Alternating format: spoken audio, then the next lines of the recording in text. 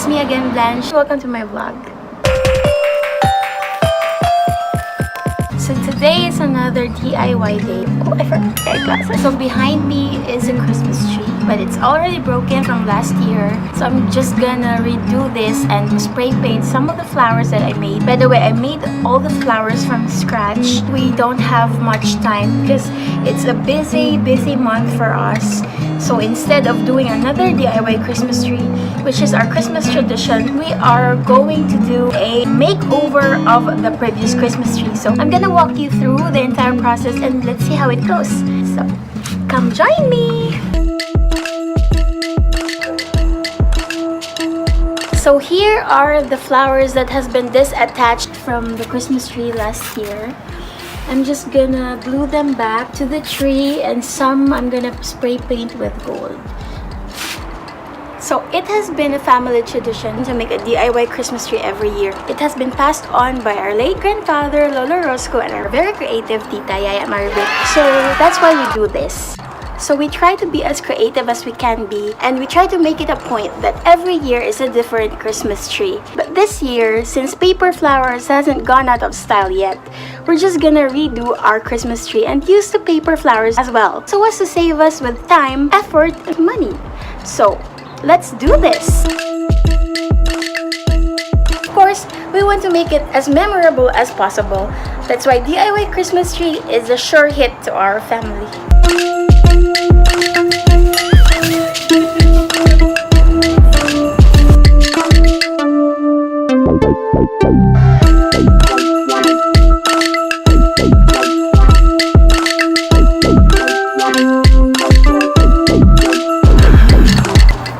So we are done spray painting some of the flowers, and now we're just gonna wait for them to dry up. Let's see what will happen next. Thank you for helping me, Tia Bear Bear. This is my helper. Say hi.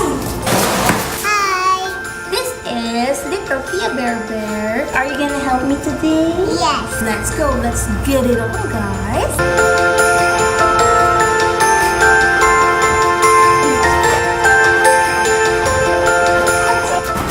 So this is my favorite color. It's pink. That's my favorite color.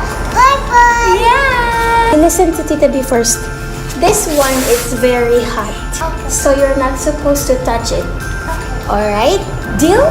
Here. Very good. Thank you, Tia. Where should we put it here? Gonna put it here?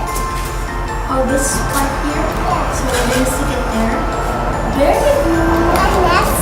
Put the pink. Here, okay, We're gonna make a Christmas tree for Daddy. for Daddy, Yes. and also for Mommy, and for everyone. Yeah. Because Christmas is for the family and for everyone. Are you excited for Christmas, Tia Bear? Yes. And what's your favorite Christmas song? It is jingle bell, jingle all the way.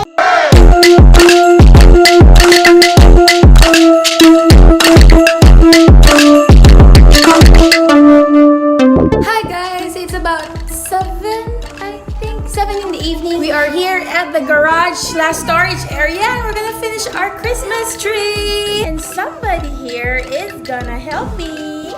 Tia Bear and Yaya! Introduce our friend. Hi. My friend is over here. Dun dun dun dun! Wow. And what's the name of your friend? My boy is Kita. Yaya. Yaya, and Yaya is one of the author of this DIY Christmas tree. For now, we are gonna finish our Christmas tree. Are you ready? Yeah, and then put on the light. We're gonna put on the lights. And we'll sing jingle bells. Okay, we will sing Jingle bell. Jingle all the way. Hey!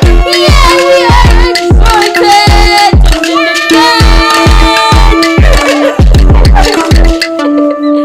Okay, let's start.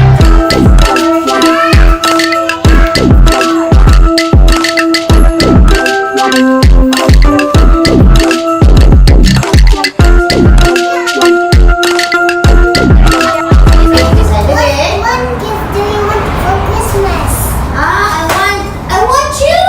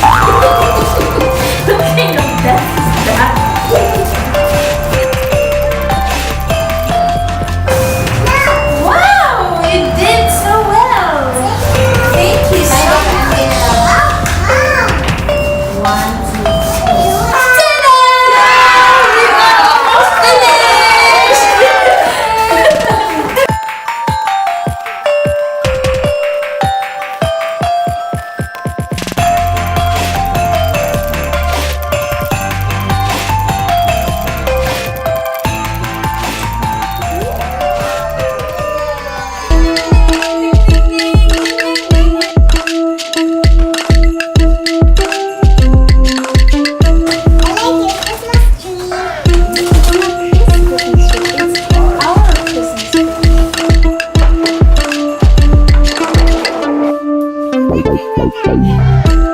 with me is my brother and Ato Lorraine, his wife. So we are done with our Christmas tree. We're gonna turn on the lights. Okay, 1, 2, 3, go! Yay! Awit na halandun sa kanang Pasko pag malipan There. What can you say then? It's amazing. It's like candy Christmas tree with flowers and fireflies on it. What can you say with our Christmas It's tree? so great and it's very colorful Yay! and fruitful. And what can you say with our Christmas tree? Very pretty. How about you, Kuya Christmas tree. Nathan? It's so amazing. How about you, Tito Albert? It's very unique. How about you, Tia Bear? It's too pretty today. Okay, so there is our Christmas tree and our little helper. Dun, dun, dun, dun, dun, dun, dun, dun. Merry Christmas! Merry Christmas!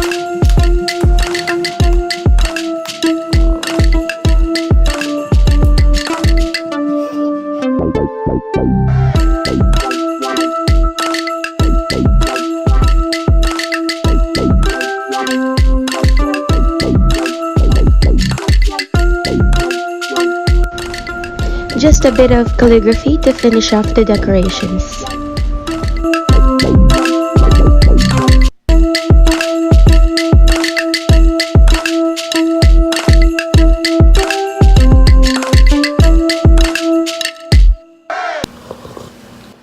So this concludes the Christmas tradition with my family, whom I love so much. We are away from our parents, and by doing this, it has made us feel closer to them. We'd like to know your stories too, in Olaf's words. We're going door to door looking for family traditions. Tell us yours and we'll decide if it's special enough. Share this video with your story and get a chance to win a Christmas cake. And you know what I have learned over the years is that Christmas tradition doesn't have to be the grandest.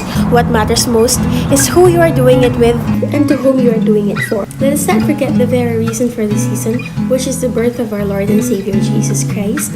And let's continue to share the love. Merry Christmas! Merry Christmas! So bad.